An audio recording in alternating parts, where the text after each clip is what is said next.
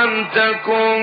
برسول الله نصرته إن تلقه الأسد في آجامها تجني مولاي وسلم دائما أبدا على حبيبك خير الخلق كلهم الله خصهم بالنصر والظفر. أعوذ بالله سميع العليم من شر الشيطان الرجيم. بسم الله الرحمن الرحيم. الحمد لله رب العالمين، والصلاة والسلام على أشرف المرسلين سيدنا محمد وعلى آله. مستمعين الأعزاء لإذاعة جكفو، السلام عليكم ورحمة الله تعالى وبركاته. أمبالما راديو جكفو لمباو نواتينا أمو بلا جلفوني السلاميك فوليكاين ويكشيك فوليكاين fulmam seni fulmi sanga bela jine kaka fulmena nodi assalamu alaikum wa rahmatullahi ta'ala wa barakatuhu. Ala kan batu ala kamene limena nyebe masembulu ala ko di ana awma ala kan jinya ala kan lahranya ala kan boshi bilisala ala kan ante bilisabulu anya ira la dogo kuntemeni kafo anya wele bla kokura anfa anan karamogoma no oy a Sheikh Muhammad Al Mustafa Wage na be kama ko malim shekne do ko mudir. Alhamdulillah anya wule jaga fo sanfe babu chamana ame wati mina sisa halsa sunna an bid'ah o wala walali sabuka daka ame dojati ko o ye sunnai ibaso te sunnai ame dojati ko e bid'ah ibaso te bid'ah mo menan kulo ko chuga mena atinya fo meka ke ka fanyi tukuni anga se ka famu ayesi ko tan woloke o ko fe tukuni katlaka si ko woloke ni wati na meski ko gulun flana na halsa mago kan ngali hukumu konnalla sunna an bid'a ala anga se ka nga antana bladola ko me malim shegene ka ne ga julu sradi ni kla kala korofora ni mayro ro famia konnalla walma muy ni ka famu fara nyoko ko se ka wule 76 48 58 90 76 48 58 90 biolon vla an woro binane an shegi biduru an shegi bi kononton oye orange maliteli 65 28 83 28 mesegaga 65 28 83 28 bi woro an duru muwa an shegi bi shegi an saba muwa an shegi maintenant korofo kun tara jamble ma foko mbalim shegi na ka bismillah radio jega fo sanfe. أعوذ بالله من الشيطان الرجيم. بسم الله الرحمن الرحيم. اللهم صل على سيدنا محمد وعلى آل سيدنا محمد وسلم تسليما. إيميفو بلاكوني سنة كلها أتتموكا أكما كتشان كسي حكمنا أتورب بيان كسي وحكلا إسلامون يونشي balmondu nyonse asendo na kubela kanga fanga dogoya ka anga fanga ba wa ala de be muqaddime benne kono ala ko wala tanaza'u fatafshalu wa tadhhabu riyakum akana fonyonko abarka bebba ne mo mi islama jamani laje kunu kala jibbi kanyin ngari ke ni sawiye munye ita so fuite ne kumanno ko bidan sunna ne udongo ngo salafu ko kuma fudi sisa go salafu ka kitabuti salafu de al-qurun al-mufaddalat ala sallallahu alaihi wasallam hadith ad-dawla ni do sonna ma doyi banama kamana ke chugo afara ko mo rafu samanti ko ne minum yaala krayi sallallahu alaihi wasallam ano yibo wafo ni ma salafu salih min yana na ko la degri bekeri nunu la degri bekeri nunu ye akorote ka fo no be fara sharia dalu ko anyo fo ka koro sharia dalu ye nani de qur'ana haditha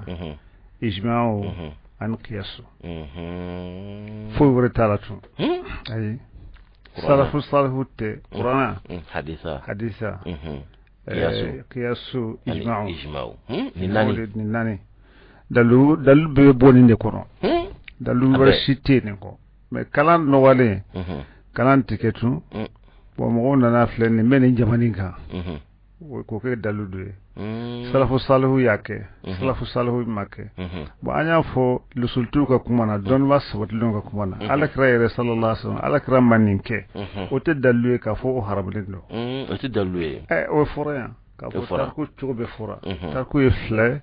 atarku alwujudi wa tarku aladami am ko do ka foto la atarku almaqsud wa tarku ghayru almaqsud nimbe fora anya fo sigi temenu yara utma na fo salafu ka ke daluye be mo kono ko kalan ke baliya de bake no te kitabu shila formo ko kitabu salo na baye ka fo ko dalude ko amake oti ka fo ala kirama ke sallallahu alaihi wasallam sango salafu make salafu yere joni yere salafu be foranyo ko salafu tsega dla ka alma banane tuyo ni salafu yesa ni qarnu yesa ke ma folo ala kala sebo bula sanke me flana tabiina bula sanke me sawana tabiina bula ni jama kullu sabay ba fo de masalafu salih otbali no ni awa ala kala kat ay fendu tuy o ba ke dalu sharela bada ala kala ta tuy ka fo haram lendo ay ko chaman tuy aya kum fo ani haram la tikilini otma ni sebo fo na fe bin tuy utsiga ke harami tun ka fo ku ya tuy ko bare aw sallallahu alaihi wasallam ala kare min tuy make uma harami ya ko ya ka ta salafu ke mo doye dallu man femo fe man nyini sharia la utsiga ko salafu make ki lafiya kala na utsiga fonta don e fi be kuma lankolo lo fo mo ba fo ko ka furu bo dabadala o de do go salafu make ma salafu ne ma salafu salafu kitabu shiti bo hal salafu kitabu shiti e bi kanya ile ko malim awa ne salafu kitabu ti salafu zai gaddalu bo udun de kacha ko machaman ne be ba ko salata lan non ni kuma naka ba ko salafu make go salafu make ye ko chaman ke bidaya ka daudika ne albani ka kitabu ya anaka bunya anaka to min balaka ka fo ko salma anga nyon salba fo salsira ko bilado ko salafu make ko salafu make salafu jundiri o de mo jama kulu sabanyo ne ma do o kiti chama ne bete o chukolo bisinga fo ko salafu make nyaay ko qur'ana kala ka fo sadaqallahu alazim ko salafu make ya me ko ne demse qur'ana dursi wala e fendo ka fendo tubi kam go wole kundu seja ko haramanin do ko salafu make ko kitabun nun kono kosobe wonte dalwe kalamba yer mangani fo ay kalamba mangani fo o salafu dunye jama kulu minuye anga mazhabin nani mbetiki bula alba maliki bula parce que au lieu de taïsa abu hanifa taïsa bisigi hijra sambisigi alma maliki bangana hijra sambi kononto ani sawa kafatu san keme ani biwolo wulani kononto shafi bangana hijra san keme ani biduru kafatu hijra san keme fla ani lani abu ahmad bin hanbal le labaye o fara hijra san keme ani biworon nani kafatu hijra san keme fla ani binani kile ya potuma tabe wona nga fo salafu salafu be jama kulumina o be comme san keme sabade nimbe san keme sabako mazhabu nani tigi be san keme sabako ya no lu be san keme sabafo o be salafu la wa salafu la ubala ne na salafia do la no lu tala du e ma fangla o odma mim la lembe ko salafia do ni alma banane shika sirate chinyerla do tomo nendo chugola ko ka dama mazhabi de bo ode kabako bo ode jara demson do bolfesa ka fo hali ka fo men mazhabi la ko e libude ko e bilale men mega mazhabi ibe ka bato ga chugori akecho bo boluge ko gele ne malim ni mogotala min fora ni dalentola abekete do mo tsika ala soro ni don madu tew ay e mana pambe kuna e bitamene jona jibril te jige e kato e tsa ala kra nyininga nabi jabi sallallahu alaihi wasallam ibe fengo fen fom godo de ya fiye o te ala kra ne ko mazhabi tibul yari ko fude fo hakil mat se ka fo rew o kitabu bamol ni dina kitabu do a tafsirina haditha abela jene ma fo ka kitabu damna ka fo ne be ni mazhabina ko sabe yorobe ite wa tafsir shita ni ta do ka be ni mazhabina ite haditha kitabu shita na ni ta do ka be ni mazhabina ulu bekeroye am banga dina mina ulu minunna na nana ke ka fo am be joro do soro ulu ma misro am be fenno nyine ulu ma minyini ulu ma akanu ka nyini yere baro yado atisro ane hakili wonyo ko fe wa otma ka ke don ba ka ke mo nyefe ko wajibi de yo parce que be fongo fen fo kwa ala kira ko tan sallallahu alaihi wasallam wala ni ala ni fo kore ni don ba do de ka kuma do ma fui ma ala kira la fui ma fui me Allahu akbar bo ne bana e pana be kona amena ki mulu kude yani ulut la ka da fo ko mazhabi ko e bidaya rede ma famu kalan do ya bulo ka fo ko mazhabi ko e fende labu damin wajibi do akakede ni dolbati nyebe muke bo ode kama salafiyan nun ka kiti tikilin imana ni ngani kiti na sisa na yafo puisque marja yete be sey kata don ba mimma do tala ni tala do ko ko adama mazhabi bo awdu masaka sigi ko mazhabi dilla ko ke fenye ko dimo ma ko mi mazhabi tigu yu take chugo mina ya do afilibe cha do ba wi mi fo ka fo folo khawarju de bida folo min bagana islam ya kono khawarju minun ko mo wora teslam ay bid'atul khawarij awwal bid'atin zaharat fi al-islam khawarju obeya abe alsisa be puisque ko dina parti num bela jenen be ban wala be bana yere majmuati ko nga khawarju tiban khawarju de jama kulu min bise ka fo mo to teslam wi do anyete machila fayre ajone no bela ba bise ka ta fo la tazalu ta'ifatu min ummati zahirin ala al-haq la yadurruhum man khalafahum hatta yati amrullah ko jama kulu te wuli fiu do ko kan awa ube tiye de mine mo manu fonyango ya utotoro ko fo alaka yamuru kana ko jama kulu be o ma famo o te jama kulu kelen dushi kono o te jama kulu kelen dushi kono o de mo de be sore de be soro banko ya de be soro sigu de be sega soro mofti de be sega soro masina de be dakar de be konakri de be lobe hakaza o de to mo de be soro minun be tieka ngati ka fo an jama kulu nunu de to yaro ne hadithan jama kulu be ataka kiyereta ka soro mo tete mo de be du ko ka minun be tieka woni aw mo saba mo nane mo ta mo keme aw ne tiyetuye o mo kitabu shi mo fo kitabu minun kuma na hadithan ga e ka taka da jashi mafo yan bila wala juma sisa min yere be sharia ko ba min toro banga kosobe o de mo do de be lu ko nte mazhabila nte mazhabi shila أنت مذهب الشيعة وقضية دعوة الاجتهاد من غير أهله من إنكار المذاهب ونبذ الاقتداء بأئمتها المجتهدين واعتبارهم مسلكا مستقلا ضد الشريعة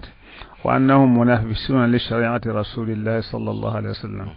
وأن شأنهم أن يحولوا أنظار الناس عن شريعته صلى الله عليه وسلم إلى مذاهب أنفسهم ولي مذهب كوكتاري ko mogodon u b'a fɛ ka mɔgɔw bali ala ka fɔlen ani ala kira ka fɔlen sallallahu alaihi wasallam ka mɔgɔw bali qur'ana ni haditha la ka u yɛrɛ taw dila yala ulu yɛrɛ ka kɛ ulu yɛrɛ ka mazhabi o ka sɔrɔ ka fara qur'ana ni haditha kan yan u ta inte qur'ana ni haditha ko ulu u yɛrɛ ka dilalen de e ma ita be mɔgɔw la yali ala kira ko sallallahu alaihi wasallam ani lakhdar ko ta wala ala kira ko ani asalati ko ta ibe jume mine kalambaliya dando olu hakilla ka fo asalati wala khalil tigi wala fem bela jilin bete ku yero de adla atma Qur'an tafsiru bin ma fe ala gara da tafsiru yitama ay hadisa min ba fe no be ka tafsiri wa ya tafsiru min ala kara dilawa sallallahu hadisa yere ko minana ko ubura ala kara fe sira do fe ya no sira no sabatra ka fa hadisa minana ala kara sallallahu alaihi wasallam ka fasadi ka ken ni joni yoke don bo joni don ma min be besan fe wala olu de to ko mustahiru ul de to ko mustahiru ya utmana minu masi ul de to ko awamu o awamu no wajibilo o kala le kene mustahiru de o ka ala kura no make o befli fasalu ahla dhikri in kuntum la ta'lamun ida mo min ni ka filbanta yere be hakedo la ita don ko arsalati ka kumate arsalai ita do ko lakhdar ka kumate lakhdari ita do ko aywa tani sufu kitabu to min be nyen kono ka fu tatoyi ita do ka fu lusulu ta tigita ayre ka fam ya bolente fa bora kalando de kono ni ala jenni meno ya ni ala kara jenni meno sallallahu alaihi wasallam ek banga kuma kalango wala law o de kama mo ni min kan ukana jabide jabitalaw parce ba so isran normal dairilla parce que ni ay femi forala kara sam kon saba ne ko ka fo bisi ka tata ba sa tigi fana ti foi fana don Allahu akbar adam ba fo ko adati madhhab shila kati madhhab shila kati ko madhhab ti ya yere mai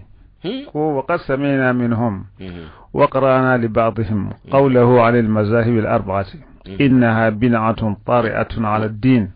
وإنها ليست من الدين في شيء ووصف بعضهم كتب هؤلاء الأئمة بأنها كتب مانعة عن الوصول إلى الكتاب والسنة وأنها هي السد المنيع بين المسلمين وحقيقة الدين وأنها هي سبب التأخر والجهل الذي يعيشه العالم الإسلامي اليوم وكتي أفضل بان يرفعون كو مذهب نون كرساوي كم غفلي Puranana kam ofli hadithada parce que tugu ye fende de la uyi rofe ka fo bo bla Qur'ana hadithada la ila ni kuma yan ko bid'a sintilendo bid'atun tari'atun 'ala ad-din abe ko ma masebo yere ka kokala parce que ati ko nte foito bana na la alde ka fo ma so dis men nga kodula Aisha tu men nga kodula Abdullah ibn Abbas be nga kodula Abdullah ibn Umar be nga kodula olu tikraw yo abbe ala ka haditha wa sallallahu alaihi wasallam abse ga fa yale onyin ngalin nu yekilin yawa yale wo ulumi nu nyinga nu ya haditha wiye mo woro fana te min yo haditha kilin yawa munna wo ulu yere ka yelu to ka tan nu nyinga nganin de be fo yale ko asira yorodoma عندما سمعت بعضهم يقول إن قوله تعالى إنا وجدنا آباءنا على أمة وإنا على آثارهم مقتدون سورة الزخرف كوني مقلد من مذهب تيجي نقوله ni ayenji be olu yerde man ni ayenji na olu fana kanto yana fara kafru de ko anya faso sirado ko usra nye filiye ala fe usra nye filiye ala kara fe sallallahu alaihi wasallam wulila kata kanama wafo anya fa so sirado dika ambe an fa no nofe kafru de mani fo awo sisa mo no be sebene ke mazhabi kula ko islamu ni nunun be kaka kosobe ay ebe ka wolta ka boya ka fo parce que ala kar hakuma sallallahu alaihi wasallam ala kar ni fo ko khawar yu manana aya binun jigena qur'ana kono ni u jigena kafiru de kan wo keslamo be Allahu akbar ha kosobe o de be mi jigena kafiru ka to fen jigena kafiru ka ko ilmo ko ke be keslamo be Allahu khawar yu ka bara de ala kar tamashin folo min fula nin dido mun la silbura min kramo الأصل براتش منكو على كرام صلى الله عليه وسلم هذه قسمة ما أريد بها وجه الله على كرام تلالي في غنيمة عدوني نما على جولم عليكو أن يتلالي عمك على قصون أنت على كما تلالي على كرامة إيه نادونا موليتي ملوكوي الله على كرام يرما هذه قسمة ما أريد بها وجه الله قصوا يتلالي دي عمك على قصون alakira ko ma illam a'dil ma ya'dil nina matli jul metli do kodo be ni te min te mana ni to famu ni momme kodo be goyna kodo bi kono gwan kote ni fura alakira re de jatima ni nyetlali amake ala koso mo ma faga mo fo kala atiga yi kodo abita alakira ko sallallahu alaihi wasallam ko ni ce ako mo go bina bonina abi ju aka salla nu ka sali kucaya koso abi ju aka sunna abi ju aka qur'ana kala na ubeni beke katema aka ngute dina na fiyo ube ko dina na ko ni bien stili kata suguma na ya pocho ka bwa kofe ko be abeke chugo na obe bo sugo na chugo na ko no fona bole be dina nati ube qur'ana kala katema auka akra wode ube sali katema aka ube sun katema aka ngawte dina la abadan parce que ko danteme te molo mo shima te mo shibunya ma shibunya tu ay mo shibunya tu mo ngo ala kama hadi qismatu mawrida bi hawo ubina mo ni tlali amake ala koso ala kama fo ka fo na yi ni fo angani do ko mo ubina boni na ubina keta bo odba ni islam groupe farano nu fora wati be nu khawariyo fo ba so khawariyo nun de ka batuka chabe batu la uni mo shiti kiliye ka sun ka salin ka aywa qur'ana kala anu ka jihadi yere anu ka wajuli wodu be wajuli min kuma min ka ala ko mo shima na min ba ko Allahu akbar utama shede nga ala kara ko sallallahu alaihi wasallam utejina utama shede bula ko men dan ko na la jira hera ko anu ganga bawo minta bila ko sananga doni bawoina antu islamu tatla chuba mina antu ngonna ala suna amino doke bila yin ngali chara ane wode fona yanga ko jugu yere belasli ko wode kama awajibara kaddo sisa nota be na ala ke ni ansera islamu ka tlatla chuba dik akuma amna ye mindo insha Allah ta'ala Allahu akbar adukwa do iyaye inna wajanna abana ala ummatin anya fawsur stradurika wa inna ala atharihim muqtadun amunu batu bo o fasirande kira ko be sisa amake bulbatu yetunde amake utumbe dlomi mina alake utumbe tulunke mina amake utumbe nyon famina akera de nyen fasur islam ya kominka o tene kasra ayelmana wa majelma ayelmana akera tande nyen fasur islam ya minga o tene kasra parce que ni ko foiki fa fana kasra bla hanno kanye o blalin yere de tier sisa o blalin yere de ye tier e be tanu ka foroka ikira kamale wala mo to danga se mo ma ay danga ni bo be sala danga nyambe ko chama fana o teke ko na misra danga yere parce que fin chama be ba fo ala ko da be mo ke danga de ko suru Allahu akbar ala ko re fana do adoye ma tibbe banga ba sosoka o chama de be fongo fente wajibi ne banga ba soso la ibe ke danga de la ta'ata li makhluqin fi ma'siyati al-khaliq o be de femini a bangenen do ka fo haram do bi dalil al-qat'i tin kan dalu ya kay o dama de do na to be danga de yere sitala Allahu akbar bonina aya nyongona chambe uya ba fasan sisa ka ke mazhabi tugudi kake ebe doni ba do kofe ala atharihim muqtadun ba so rifa ma buli batu amma flanka fa woreke amma fuike nga tumbe mo kan asala la e ka fo asala mai anta asala kana amme ala tade amme ala karata de fe kana ne bulugul marami hal ni taddo yan o bulugul marami de kana o bulugo e cheya de sa ni tura ninka o nyen fasro sradoka mo ke han nasro ifa ka sra kanye shenkeme fo o ka boye keta nati binti fanit nyache ita boyre tie de bewa no shi konti ni ala ke anye be ni mbawunu ndafa amina kuma kunche ni mi inshallah amina famu ni amina jiado di hatsa bila ko da ka kunche ni uyi ni arasona yani unko ko mo min yere kuma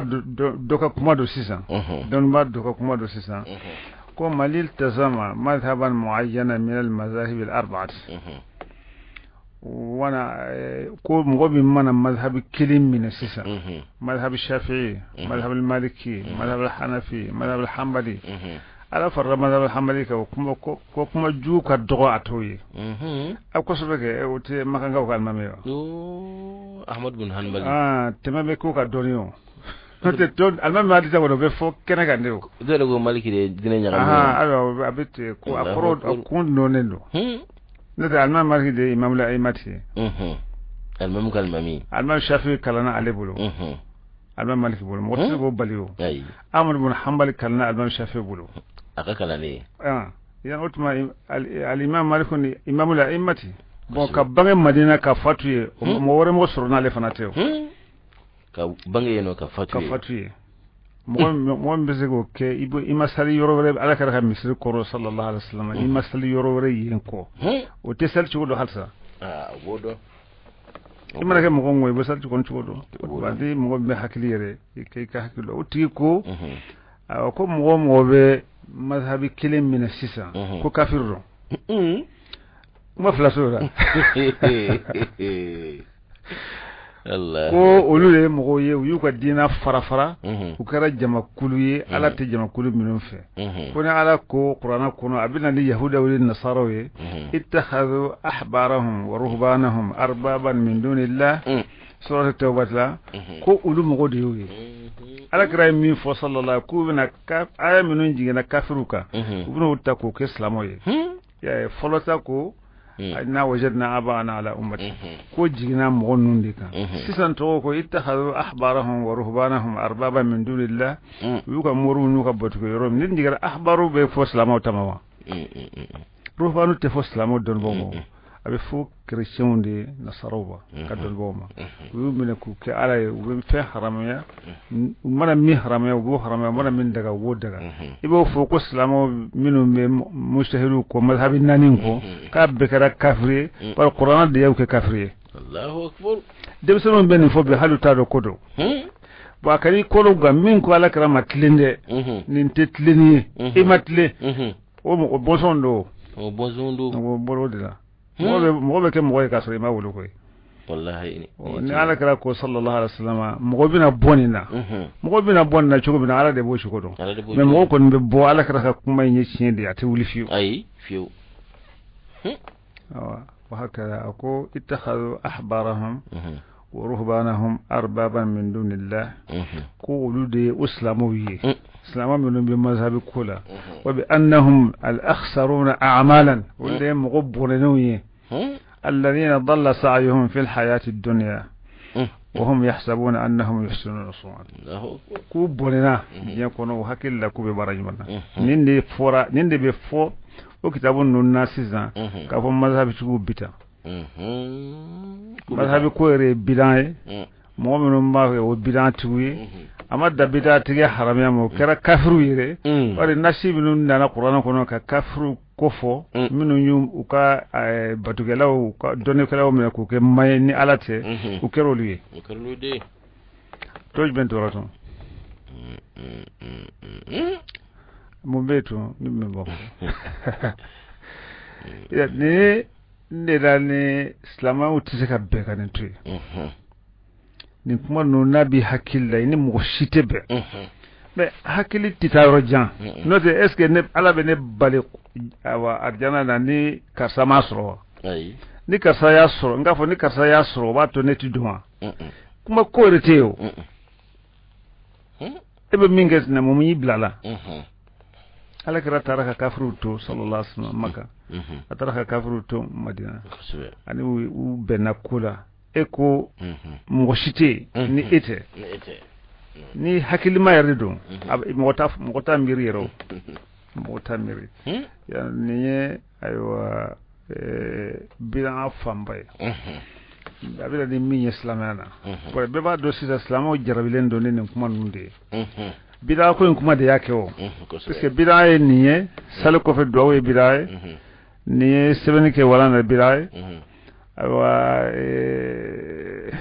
ko caman bɛ olu kɛra ye yani o tuma na sisan ne o kɛra ye mazhabi ko fana ye bidan ko de ye mɔgɔ min bɛ mazhabi dɔ kan o ye bidatigi ye biratigi damatita abeti kata kafriyama parce que ala min fo yahuda wa nasara ittakhadhu ahbarahum wa ruhbanahum arbaba min dunillah ku keroye Allahu akbar والإسلام وقد بلينا معاشر المسلمين بجهلاء يحبون تفريق كلمة الدين ويلمسون الأئمة المتقدمين ويوقدون نار الفتن ويشوهون سمعة العلماء ويحبون المخالفة في كل شيء وراء المصالح وإطاعة للشيطان وحبا للمادة وطلبا للرئاسة وتفريقا للكلمة وتشويشا على العوام يعني مثلا نلاقوشي كادان انديكا parce que mɔgɔw do ko silamaya jarabilen bɔ i taa yɔrɔ o yɔrɔ sisan ni ye silamɛ ko kuma mɛn i b'a sɔrɔ nin da ma siba ye yɔrɔ yɔrɔ Afrique yɔrɔ si tɛ yen n'a tɛ yɔrɔ min na olu kɔni ka hakilila ye tan ka silamɛw cɛ fara ɲɛmɔgɔ fɛn o fɛn tɛmɛna k'u bɛɛ dɔgɔya ka fitina mɛnɛ tan fitina tasuma k'a mɛnɛ ka dɔnnibaw tɔgɔ tiɲɛ parce que dɔnnima tɛ yen min ni malo kelen ba ma ni malo ma kɛ ala kira yɛrɛ ma sallallahu alaihi wa sallam y'a fɔ cogo min na dɔnniba tɛ yen tun olu fɛ o kuma fɔli yɛrɛ de tiɲɛ o kuma fɔli yɛrɛ de fasda bima tumaru wa arid anil mushrikin halisa o de don min b'i fɛ a fɔ tan i ka mushriku to yen yan mɔgɔ o mɔgɔ tɛ olu ye ko wali mushriku Allahu akbar أيوة هكذا يطلقون هذه القضية على ما هي عليه ويبقى العامي متخبطا في متاهات من العلم الموهوم والبحث المزعوم ولا هو بقي على ما هو عليه ولا هم علموه ليصنعوا منه مجتهدا يعني أكرسوي كفلبانتين يامي أكاكولا كجو وتعدوا بباتوكي نبي نغسي بكونوا ñingal no njabi be ke feñe ati kitabu shikono suro do ko ma ko aywa arakara ko sallallahu alaihi wasallam ko jama sali baraji de ka bokre na sali ngoy ci ufura ko tuma ne ale nana kana suro aduna salla ay arkan kele ñono suro mo dama do nana wulu ye jama sali damne o ko ale ba ka sal tigewa wala bitu akilena ngui bitu ikilena te saltige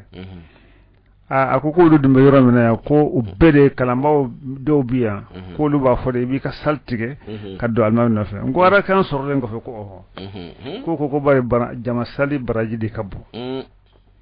jama sali baraji de kabbo ni fora doni ya ka hadida mineta ka ke ni kalanti ni qaramoti abe laban ndela ko obite enyi nga se ba kiti ba fo atatike na ya so ayi nimme abaka jogodi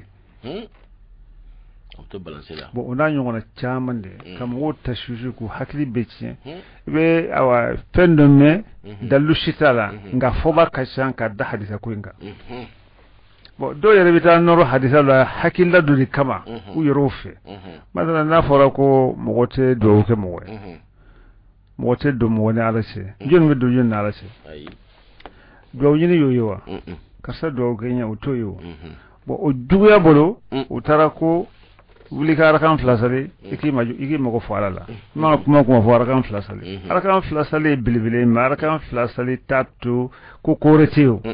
walillahi alasmaul husna fad'uhu biha wa arakan flasale wa ayi otoyi ha otoyi alaka rasulullah sallallahu alaihi wasallam arakan flasale ndo abado ay mo jabitande wa mo de bitan doro ko la ko hadisa be ibe nyina qur'an ayira ko abe ko mala kara fana batay ka nyina qur'an ayira to ko filento kata dlo kuma de la ko hadisa de wa abalaw kabun kuju yalla wotma ni ala kara ko sallallahu alaihi wasallam ni filbanti ibe don ba nyina ala fana ko fasalu ala dhikri in kuntum la ta'lamun wadma fongo fembe ni mujtahidu tiye mujtahidu nun nana ka hine anna alafe ko ublanye sam bakilini kos mankantunti ibn tamata yare ko ale hanbali abaka kitabula ibn qayyim ko ale hanbali abaka kitabula kitabu ba fengo fembe dina ko la bela jelen ya jira abin mazhabila sisa demsana minun tisiga hali hadisa kilin kana hadisa kilin ado tisiga hala kana uta makhfudun ne marfuun mansub donc abonyona wol de ba foko wol be non bela jelen boy ko bena ne mazhabi mi ya to bon ni to tala wol be ka salafiya yin parce que salafiya ko nakadi ibo do akono fengo fena kade ibo do akono o dina ko dewa yan wala halsa ne ba don kuma be tiene ke yoro chogobina ay tiene ke islamaya fam bela jere nate mina dallu min di masna wa fo hayatu kibarul ulama don ma baw ka je kullu tumbe abe maka sigaro sunyoy وافو الخلاف الفقهي بين المذاهب فنوان من بمذهب نيونچه يلو لوكو حكيلا ميه ولا دون ما تشامان دي تمبيجه نيه وكفتوى فتوى ناكا ويميمبو مذهب كوينا ويميمبو فنوينا اساوي ميه اني يلي ستاسرا دون الاسلام كانغا توتيوا افل ناكا دي با فوتوكوبي babla moy mané ñi ngay badama ibe bray sura na la sona ako uluku hay'atu kibar al ulama ako fa inna majlis al majma' al fiqhi al islami bi rabitat al alam al islami fi dawratihi al 10 al munaqadah bi makkah al mukarrama في الفترة من يوم السبت 24 صفر 1408 الموافق 17 أكتوبر 1987 إلى يوم الأربعاء 28 صفر 1408 الموافق 21 أكتوبر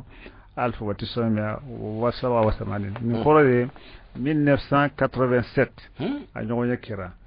ويميفو مذهب كوينا كم نيا مكان تفو أبي فوق دكروري مو هكذا كم مذهب كوتي كم مذهب كوبياندي ناس مذهب كوبياندا مادي نعم كيورو وبسيا كفيلي وتيكا فوس كسلامة بكانا توفي o kuma min be fo do fe ani min be fo kalambo fe fo ka donc fo kelunte aywa woluko قال نظر في موضوع الخلاف الفقهي بين المذاهب المتبعة وفي التعصب الممقوت من بعض أتباع المذاهب لمذهبهم تعصبا يخرج عن حدود الاعتدال ويصل بأصحابه إلى الطعن في المذاهب الأخرى وعلمائها.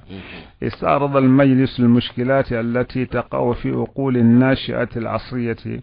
وتصوراتهم حول اختلاف المذاهب الذي لا يعرفون مبناه ومعناه، ويوحي إليهم المضللون بأنه ما دام الشرع الإسلامي واحدا ووصوله من القرآن العظيم والسنة النبوية الثابتة متحدة أيضا، فلماذا اختلاف المذاهب؟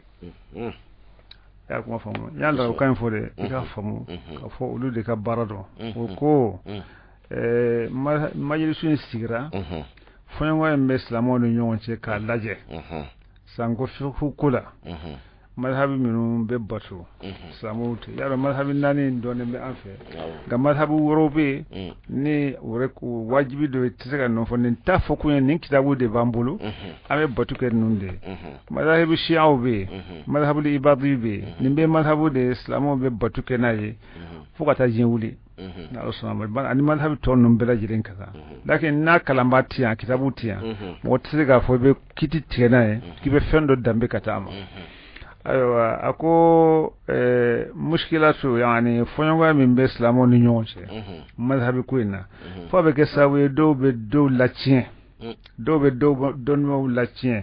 ويأجر الدمسون نجا فكم مذهب كويني أبكم أيوة فندو نيدو موديدو على كوتة بلا جلين بفعني بلا جلين بفعني فيوحي إليهم المضللون إذا كلامتين من ما فك الدمسون فيلي كوبا سبتو حكيلا فهو بأنه ما دام الشرع الإسلامي واحدا ما دام الشريعة إسلامية كلين نيدو ما دام الأصل القرآن وكلين دي ما دام حديثي فانا كلين دي كم منا مذهب فرانكو لماذا اختلاف المذاهب ولماذا لا توحد حتى يصبح المسلمون أمام مذهب واحد وفهم واحد لأحكام الشريعة كم نوتسك بك كليني يا الإسلام نك مذهب كلين دي بلو بك باتو كنوي بك فهم كلين دي في بك سون أما مكان بوكو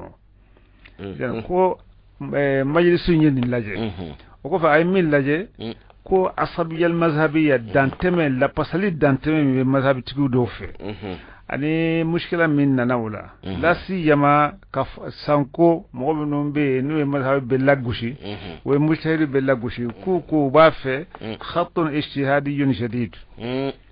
ka mazhabi kuradla ka ijtihad kuradla min be se ka bla korre nunona yalla islamona se ka omine ka toyimbe tuye parce que ça ka kenani aw aka kelin wa yat'anuna fi a'immatiha أو بعضهم ضلالا ويوقعون الفتنة بين الناس كنت ما من أكو كأجر مذهب تكنون لفتنة لسلي كاسو مذهب تنبي جيه كونو واتي من السامبا كرنيكو بس فتنة نونغا دمنه أكرا والمذهب تقول سنتالا أيوة أكو وكله كان ينبلا جليل لاجه ساو من نانني فتنة ساو من نانني كم جونوني كقرلم بين نكاري ko ulu ye min fo ala ko islamo ko foyongo ko nga min fo anye islamo ko foyongo ye tugo fle ikhtilaf al i'tiqad yo ala don ta fan fe la foyongo ya bi o de ka jugo anko alhamdulillah o te en fait o kon ta afrikiya binatul i'tiqad tiya aka don kosobe ni moy mba do do bisika seben ka faye fendo de be e de ya kai atigi bulu nga ma daba ote o fana tsika kayo tsika ke budatula bidatul i'tiqad o don min kera ko de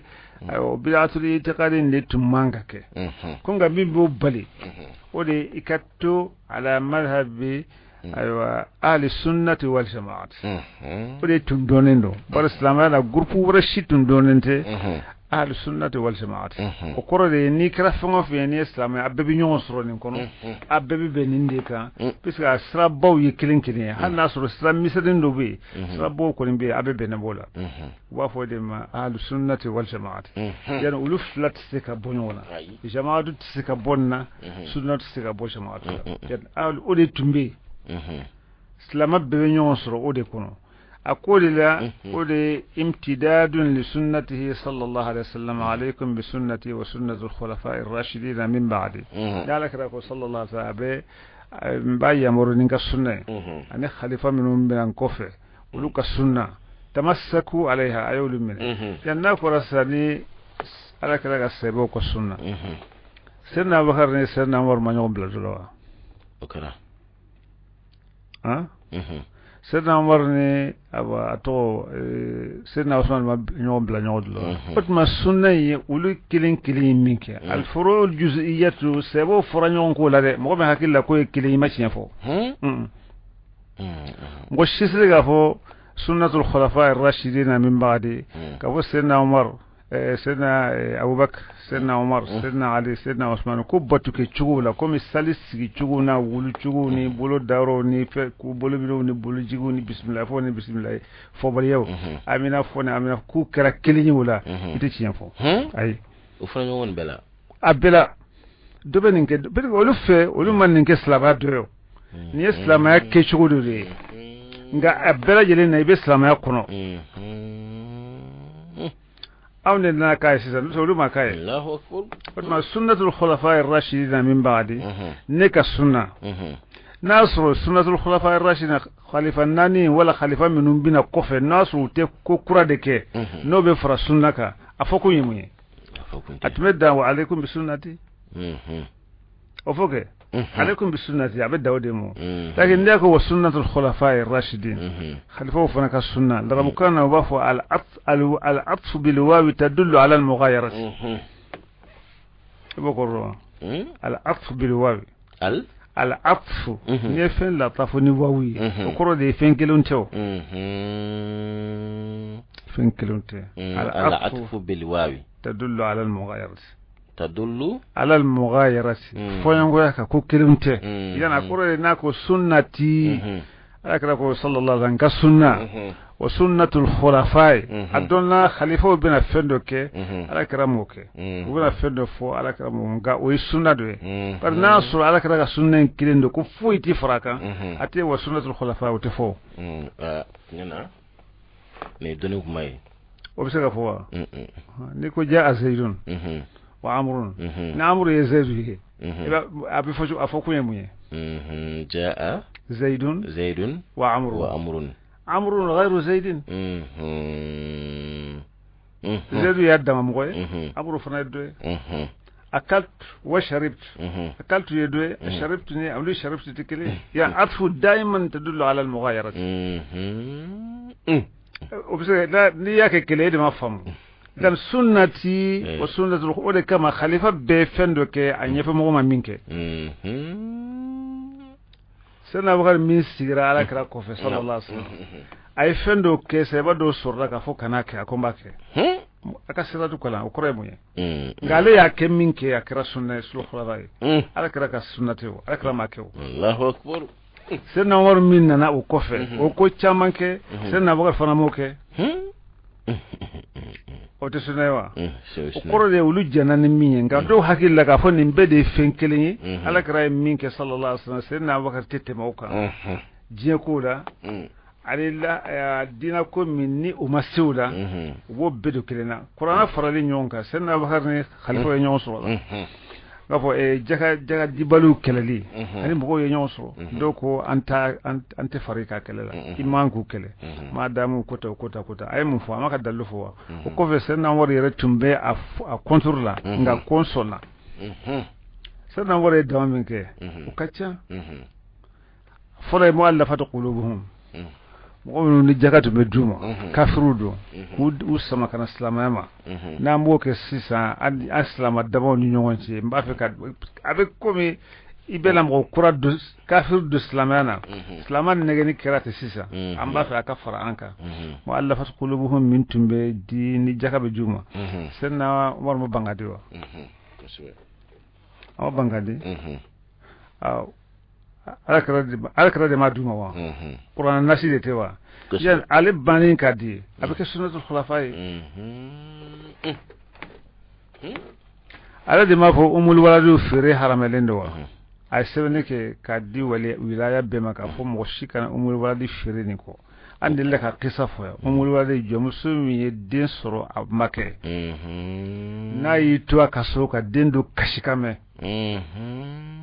akodi mun den ni nabe kashita ko denin dodo wa fe ka bafire sana wal maso akwale awe min kala ala rabbul sallallahu alaihi wasallam yali sinji tiga balawa ko tala ko mana ayni fere borso ala kra yakewa ala kra make do hakilla ka fonni be ku kilindi yani num be senna bakar ye ko chamanke o chugala senna wore ko chamanke o jo korote ka fu malaka fe ni mo be bila ko korodon iba don ka fo akanga nyama jo kusbe ikanga yini senna Usman ye salwole min fura salwole ko kasra tunti senna ali ko yanyin ga kiyen min na ka to min barka na ko sara sumnu ha tusa en be muye ya sunnatul khulafai ar-rashidin min ba'di o korre fendo bi se ke dum belaji limbolo nga bura qur'ana famu yakono abura haditha famu yakono abura na ala kra jira sallallahu alaihi wasallam maqasu shari'a sharan na kunyi kubnu nyulu do akono yan otmana abeke sunna nga belaji len ka sunna de abi fara ala kra ta sallallahu alaihi wasallam Allahu akbar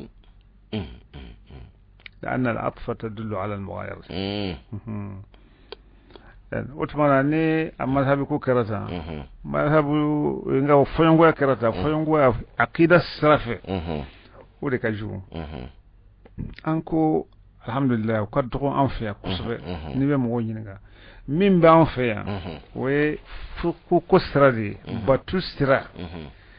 sira foyongo ya o de biya ni nyina na kami sungolola iga salici iga sunci na wala mace sungolola iga sunci na ka sunci na en fait do ta ko ma ciema do ko ala de ila dumuni an kana taa o yɔrɔ fɛ n'o tɛ o tigi yɛrɛ b'a yɛrɛ minɛ o kiti man gɛlɛn n'i y'a da ala kun o tuma i bɛ kojugu bɛɛ da ala kun mun bɛ mɔgɔ dɔn janama na tun ala de k'i ka dumuni kɛ ala de k'i ka min i bɛ kojugu jumɛn kɛ n'a kɛra ten ni ala min bila la a kɛra ɲinan ye ala don a kɛra tugu ye ala don e bɛ minɛ ni mun ye sisan komi ni mɔgɔ minnu b'a fɔ ko hakili to sun kelen na ko hadisa do don n'o tɛ ni hakili ye koore ye kaba i b'i da de o i b'i da de ne yɛrɛ kuma ni yɔrɔnin faamuya ka nin kuma in tɛ o ne ko hakili ma nin sɔrɔ quoi alors do se ni miira dɔɔnin kaba i b'a ye ko kuma do a fɔli ma nɔgɔ ala de y'a kɛ jumɛn bɛ yen ni ala ma min kɛ o ye ɲankata jumɛn bi o ye lahara yɛrɛ ɲankata bi wa n'a sɔrɔ ɲinan ka kojugu kɛ n'o bɛ mɔgɔ bɔ yani mɔgɔ si tɛ minɛ lahara ayiwa an balima an b'a yira la k'a fɔ halisa o tulo bɛ arajo jɛkafɔ de mankan na ka bɔ Korofina Nord maa min b'an bolokɔrɔ o ye an fa a n'an karamɔgɔ ye n'o o ye a Sheikh Mohamed El Mustafa Wage n'an bɛ kama ko Mualim Shekinɛ dɔw ko mudir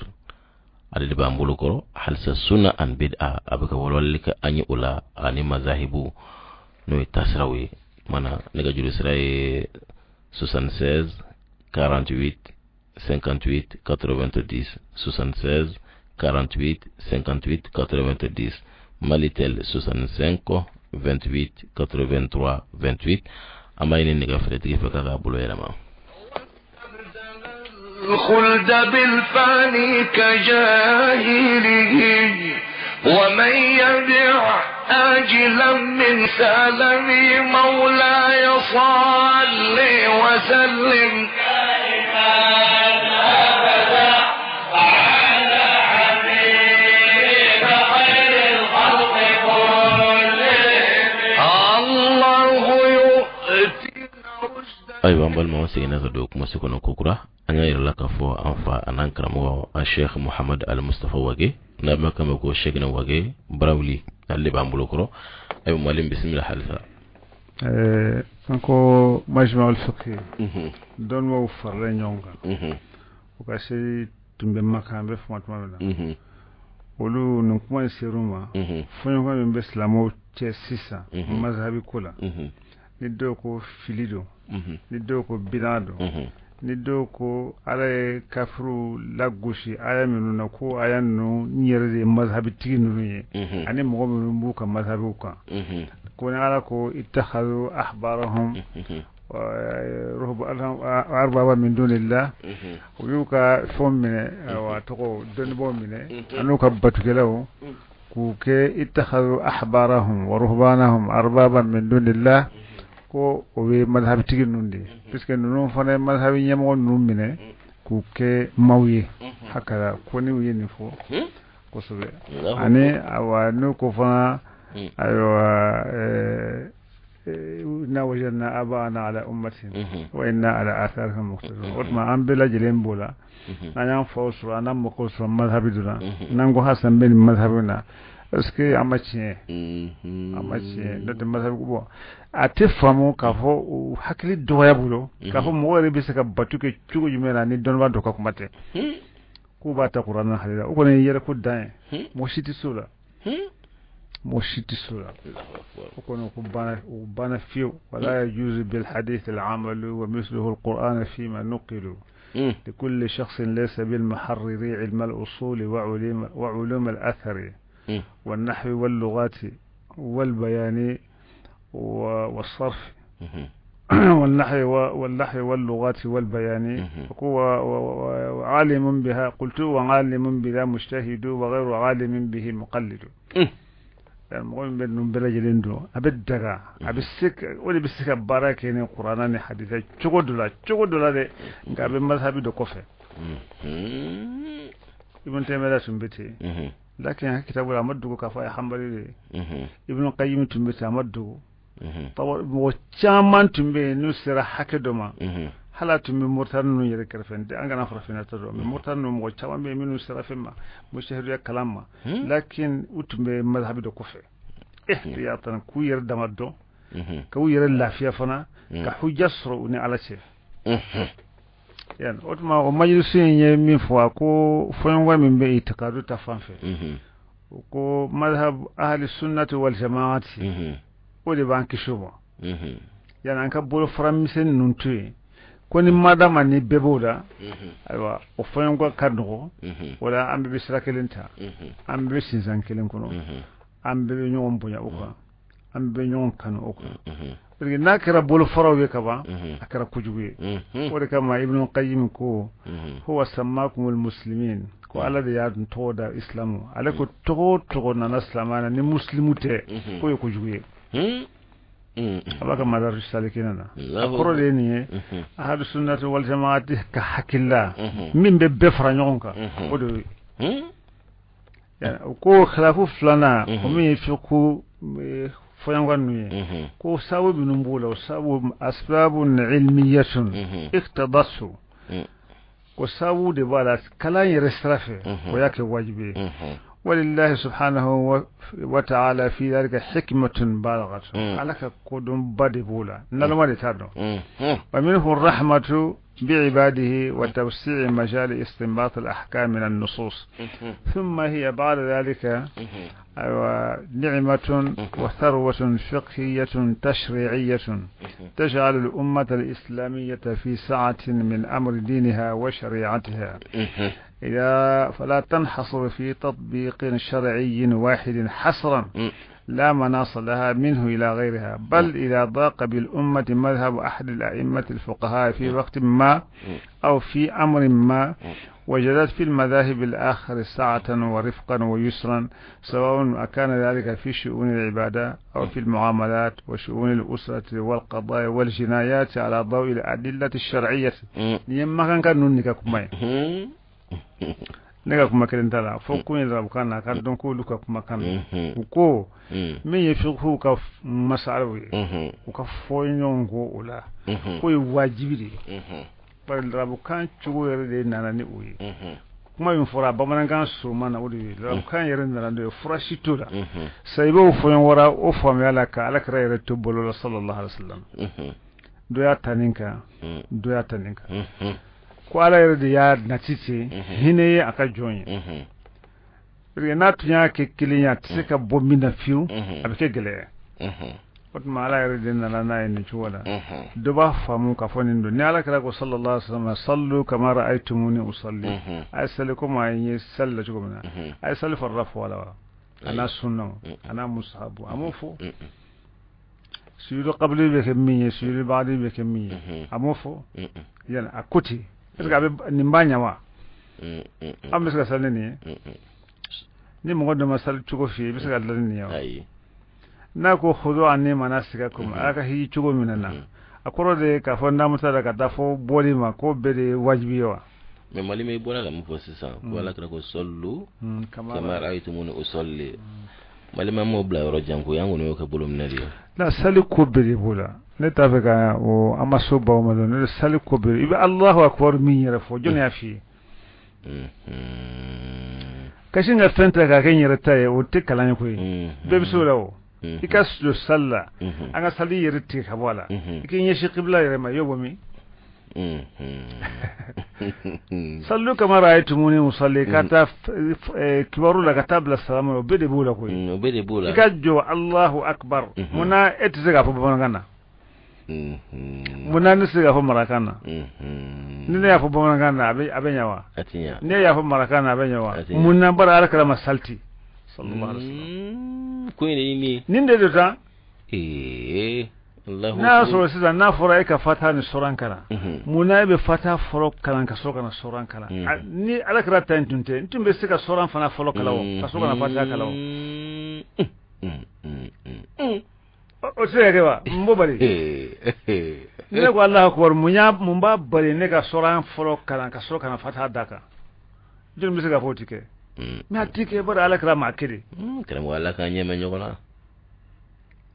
ni yake ne na rukuida rukuike chujmena i bolo ki kumru bine ki koni i kumulo bila ni wodola ka ko rukui chwe i senyo lencho ay togola jone ufuyi alakira de sallati sallallahu alaihi na yirawo inna suyula wulla ki jofore ima se ki to kumure mele na kashinga na suyuriyo I wulla de jon ki kabuli ye suyuri ke itlala I wulla suyuru folla ina na sigi be min fo suyuru la ngo wer tuesa me suyuru folo ko nke I wulla ka sigi de folo ka soka na flana ke munna ye ruku ke kilin mo ke fly munna na suyuri ke fly mo ke kilin e yo don jon fe nimbere sallu kama raatu mun usalli te kore ko wanyo ke bolomne o dalu de tabulo dalu ti tabulo Allah to ifiu into ngo hadisa wala ya mgoshita bolomne sebene yore na ya ma fo sisan kitabule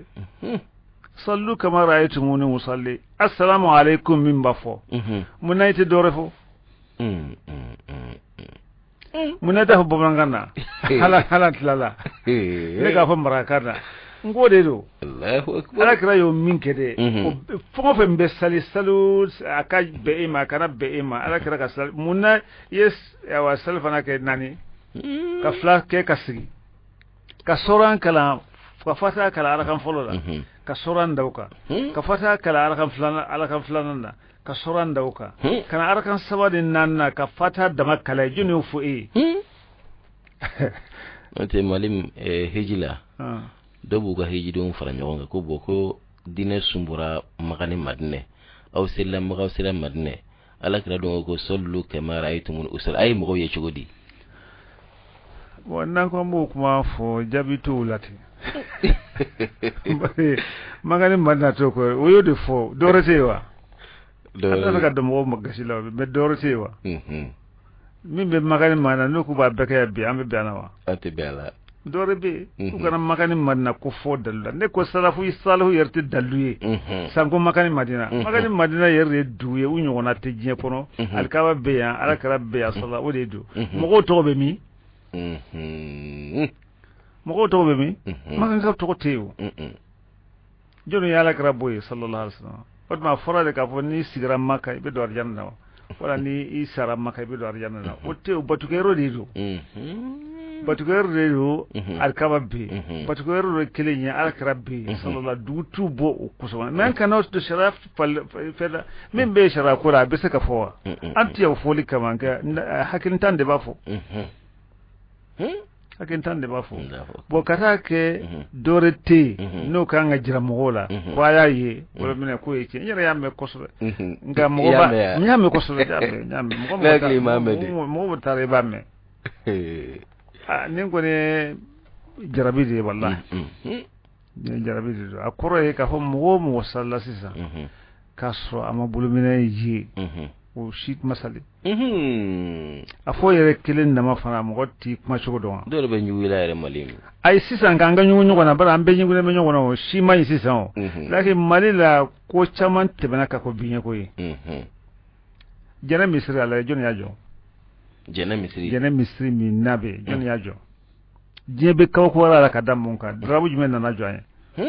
mo ka ta tigire la ta kire bodala français mo ya do yo يا قوم انا اجيب داعي الله يرو مغوبه يا قوم يبي يرفع شو نبي كم مغوفته مغوتي باير ني باني كم مغولي باني يرلو كو تشامانغر الاسلام يا ماليلا يا والله يا جنام لاجي كاتومكتون لاجي كغاون لاجي كان ماسينون لاجي كان يرو لاجي تسكا فوكا بان كفرافينا يرو لاجي cheba wislam yen ke chugo na kaso mashima boko fe kana andeme kana ke ko islam ya be banna sisan bolomine de koso ko fana haram bade Allahu akbar mo bala bi ifani moke tuntala o kacha o de kacha min fana moke tuntala ko de ot mudu masadi niki murtani laje dum bo annane an ka jamani nunka atiteme sanke maka atiteme sanke maka Allahu akbar sam bakireni keme sawat bana o shi masali mo ko kuma do kuma korbe minna kore de do ala koti sonimo ala koti sonimo fongo fembi fo ka keta ala kira ma ashi kelen fo ko arjana don tamashedo Allahu akbar ala kira ma ashi sina fo ko jahannama don tamashedo man kambe mi afo jogote ala kira mi fo sallallahu alaihi wasallam ko arjana don tamashedo mo modula ama jodo fo ka fo jahannama dum barawdi do hanni ma fo karsaba la me ala kira ko nya fo ibe seka sako ko koma ko dangandi yabita koma ko musomi mbana chela bita kaso kuntala loko mi ayo jogo binum fo ka bayra minum be ni mo minum boke ay mum fo ni na ay mum fo bol jigina na o fana fo ede ba fo ko baraji ka bonaye ala kira mo fiyo kun ya mele ki ba baraji suro ala kira mo fiyo itse hadisa kilengira ko ka kun ya mele ki ba baraji suro itse ga jira ko ni ya bla ko ajunu dribika kumbodo abe fo aka to folima abi anamba fo anga mo sebo bola utigu bita mo tibana yan koswe minum besra ala ni katima onka ukala ne mbanye mali kona ya kacha Mauritanie kumatwe Senegal beti Yoruba beti abe bolo jigena de kachan katima bolo menaka ni yolu bibla tasmana ni bulu kabayra te haramute foite mo bisika bolo mena seben kabayru la churi bolo jigi mo bisika sebe juru bawla chugo jumela mo bisika sebe sali tien fona chugo jumela mo ka hakili soro je ko tebana nin kawo antura nim mangan la je bayanda wallahi je bayanda Allahu akbar salama fil islam be nyona pen mo teka bulgata airport mo million keleni komata yawa alman kilima ngoto matlawa minun tara an kan miri ulu bina muso furu chuguri ulu de minun be wole ulu ka salama bina ke chuguri joni yu bo ka faso kono Allahu akbar ko be salama ya la min tenye koy ninte foye angale marko ko chuguri alman muso akori ako aw islama ya daminena abulla ka tamu da fi Ethiopia ko ala kara yare ko sallallahu alaihi wasallam ay ta Ethiopia masake be ati mo gotonya wata cinyewa ala kara mo fo amata yawa sisan ay be ga jabani shi am bulga ta tuma ai amma bulga ta kafru fewa amma fa mino kafru amata yawa on tarai anta almayo anta francois anta afrikiwa anta italiwa islamo de matawa uluna namu fewa afoka hakriso komi na wati temena mo yerde kanga doni wati tiere la ni hakle mo mina kodo be antemena luka wallahi ni modo hakri tife kodo be antemena luka anka miri islam de min be ka bwa kasobi kata min qur'ana durshu min be hadisa do min be ni wajibi do bita joni bo kafri kelemi bo ayar dama de yombo kata kafru fe bo sana kafri bina balanko relaw munye numbo est-ce que nunu laba ala ta nyi ngora wa utara almay 36 sura kara sho jumena ni nyebe yafo islamo de cewa ko do be ya 4600 hakin tanya yerero hakilin tanyande note mo bi se kodo mai bitte be kodo kwa on temena nin kunnunka min be islamo faranyon gata la ilaha illallah muhammadur rasulullah fo bawdo polote mo mi na be sali sente mo mi na be sali anka kodo tuy ka kodo da hakela ka ko baw nyini mo to yanja dina o dina wa fo mo ye an temena nin kuma inka sa anka kuma wore blanona o te shara yele mai koy wati de sira wati de sira kalanta mbolotu mo ni kebe kala fika ta kafru fe ba ko minu makafri mo ni ta kafru fe ibunya nembe hakadile mima kateme islam jabani ka ala kira ka fo kamni samba kelini ko sallallahu alaihi wasallam ko ita najashi fe o masake mo titto nya fe mo te fantan to nya fe islamatu ndo islam kunte amatawa amatawa kira sisa na abe bulika joni segere dotara salama jamando de kawa ay fo mo ka hakil so ni ko nun te foyñatu ban nun te foyñatu abe daf abe kan hakil la fu dabadika wallahi salama ko ka tanente ni ke wuli ko ni no ni ke wuli ko ni ni ke wuli ko ni e bi sunnat sika mo bo salama to ko fe sunna de sunnat sika salama tamasinyi asika limana tamasinyi ni mo gombe tiefo wallahi ni mo mi islamu fara nin kon nun kama ina ala be kiri wallahi be kiri kiri bare binye puisque dalu sitala ala kra ko be fo galondo ebe nin ko ala kra ya ala kra damin to yedo to yo hanin na to sisa do mo ko ndo anyi ngari ke ko awa ala ko ka kalu kele sumin te sungalo awa ko lo bi chuguri ngo fuitala ko mo do ko ala kra make sallallahu alaihi wasallam ko amanga ke ma kalu kele ndafa kasun ko ne yede nyi ngari ni ma dantala tawlu nyi ngari ala kra minge no lubo ke dum ala kra hijra shenjuli shenkli adma mino yeshen tanke ulu ye haramu de ke be bilade ke kafru de ala kra imra ke shenjuli ay nin ko non dabla ko kalam balu ko madini kalam bali ni nyin ngara femina ni tado ala kram ma kalu dafalen suni sungalute ala kra ko ikana suma amafo o suni bise ke janama don ko to bise ke bila ko to e ni dun ko jugu chama na dongo de min na ala kra ya fo ko ni be mo to utika kewa ngambe ne mboka ambe ne mboka mbetere ko ka ni ko islamu ka sagi sisa minnu bolla ka taa France ni Allemagne ni fene islama de minnu tare nu ka misuru cira nu ka so cira jabani joli kono ka fo an ko lu sagi kafir minnu file ka dumuni duma cogo na dumuni ka duma ambe dawro duma ube dawro duma cogo na dawro ka duma nanye islamu yi afa manga kilo yola kafaro beka ni kuma numbe bunyabi mi ko mun ngan nafa bala ta ikado ine ala bikiri ikado nyel ten fana kara chugu labande bala nin be fure Allahu akbar nin be fu wallahi ibe ine ala bina jo kele ibe na jo ala ni kundila bi nyin ganna ima je bedi ima fure do wallahi fure do asoro chugu nyumana noti ibe nimisa Allahu akbar ibe saka so foit fana tibulu nin te foye ala kara la yito sen mo min gafe benike ne ko ngebe mi ko abe yemfe ngo ala kara français raywa ebe munjini ala kara ko mana nin kama na kara kalambolo de blale me kola atinyana bo ma fo ay mo ka do ki yere wallahi anga do ko nyongo islamo yere kera jugu ye nyongo nye chugo bina bi wallahi kafiru mo kanna kafiru ga kegu be ko de don anna ko be Facebook la wala mu yere Barack Obama aka fembana aka fa bana be ka kuma mi fo islam bela jelen kala je mole ya ko dando wallahi yere bona dande do ma ka shiya babulu ni ma ka feye ni jugu karaye kana fo kuy bal jalaki ko muna kara feye wa indama yuradul fata kayma yadurra wa yanfa harba de na re nafake wadi ka toroke metti ka shike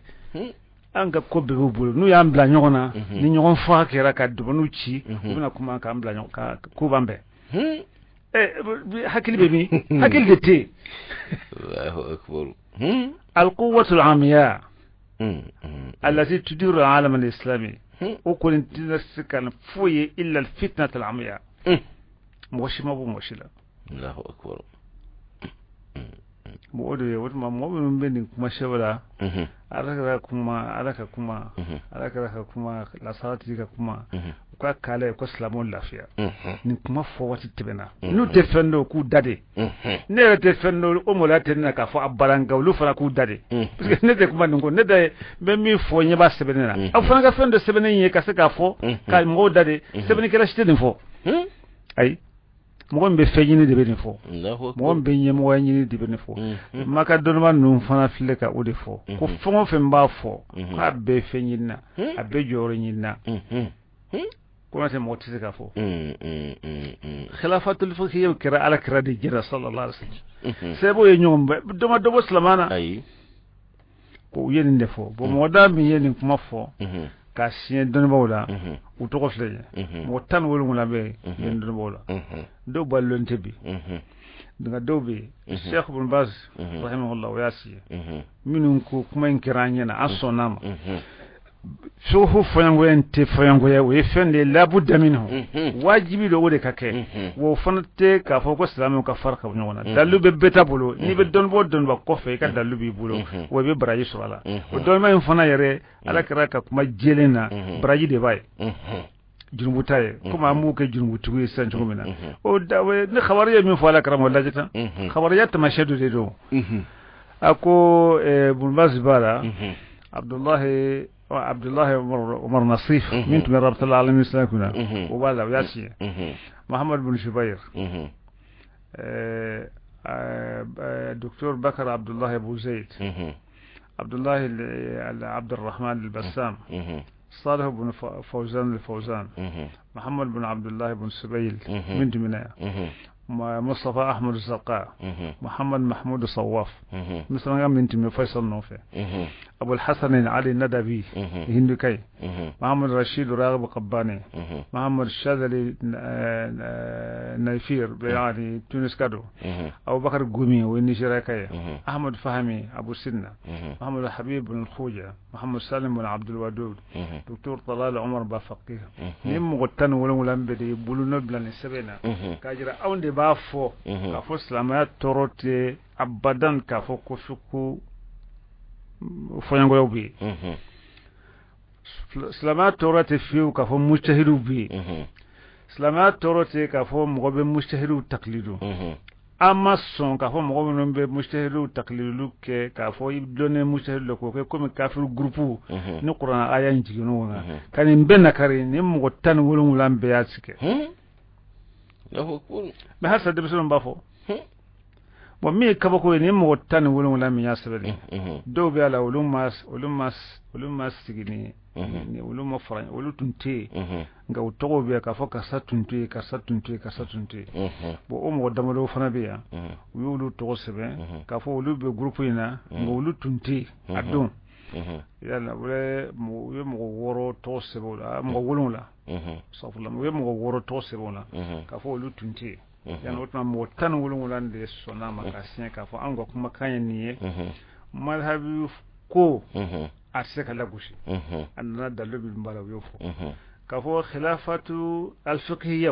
واجب ضرورة لا بد منها ضرورة حتمية على كرا يا سبتي صلى الله مؤمن نيت كلامه إذا بافو كوي بيجي فرماز بيجي بيك فرماز هذا كلينكا بيجي بيك مذهب كلين مسايلة تسكك كبنوي عقيدة فونية نيون كفامو ولا وعلى ني بارانتانيا بولا ني كلانتانيا أبنيامينا بس لما جماني بيرو من أبي فعلك فرمهم وعدو كريدو عليك رب صلى الله عليه وسلم يوشك أن تداعى عليك الأمم كما تداعى العرض على قصعتها قالوا أمن قلة يا رسول الله قال لا ولكنكم غثاء كغثاء السيل قواتي بنا سيجني بنك أوكا أنت كبارك وليو أما كبارك أنت نوليو نفلو بانك جمنو كودو تارو سيغابولا ko abe komi buba be nyogon wole kane na ya ka dunfen soro ba to nyon wole aina dunfen do biya ka me kete manto mbulo ko ala kra min qillatin ya rasulullah yalo koro ya nga dogo aduma akulla aka cam kuju nga fula mado ka usa isayl ko bi jiwo nyama be nyama min takatane Allah jeta Allah je ko mo fabiri iba fa forade ko ikal daje ka salama jamanu tugo wulace salama jamanu be kele kemena min sa be samun ko kanyo fo ana kele kemena jugo min be la kam ke kanyo fo ana kele re kushitala kanyo fo atan kanyo nche puis muye muskile minon ko kule salafiyuna wulu fana tibbe wulu fana be nyon fo minongo luta islam tonko lu fana be ka nyon fa mo be se ka nyon fa ma be mo fa to be Allah akbar de kaba ko dando ayna l'islam aki lala nyana ma ko sobe afriki an kala tano kan ne maka ni ala ne maka mo be ni mala tanaka wallahi ko ala be songa ne ma yelma ala kanake samamin be kishi islamamin be kutu nyontala islamamin be nyombunya islamamin be hini tunyana islamamin mo korbo bunya islamamin donba bunya ni aborola abike mi ala man kishra ala ka sabu nyuwan kai assalamu alaikum wa rahmatullahi wa alaikum assalam aywa balma radio jeka faleme bo anti wure bla anfa alankan mugama no we a Sheikh Mohamed Al Mustafa Wage kabo Barawli nambe kama ko mwalim shegne dogo ko mudir avec an wala linke ame sangabo alanga halsal lasiri amaba na ala sonama insha Allah na alay karna tayra kokura ankram wo a Sheikh Mohamed Al Mustafa Wage shegne wage abna keneka kuma naga jurus rafle 76 48 58 90 76 48 58 90 biolobla an woro binane an shegi bidru an shegi bikononton misaga biolobla an woro binane an shegi bidru an shegi bikononton malitali 65 28 83 28 65 28 83 28 mame kira sababu ka kuma samurata wakira Mahmudu Kamara Mahmudu ko bara ko anyana وأذن لسحب صلاة منك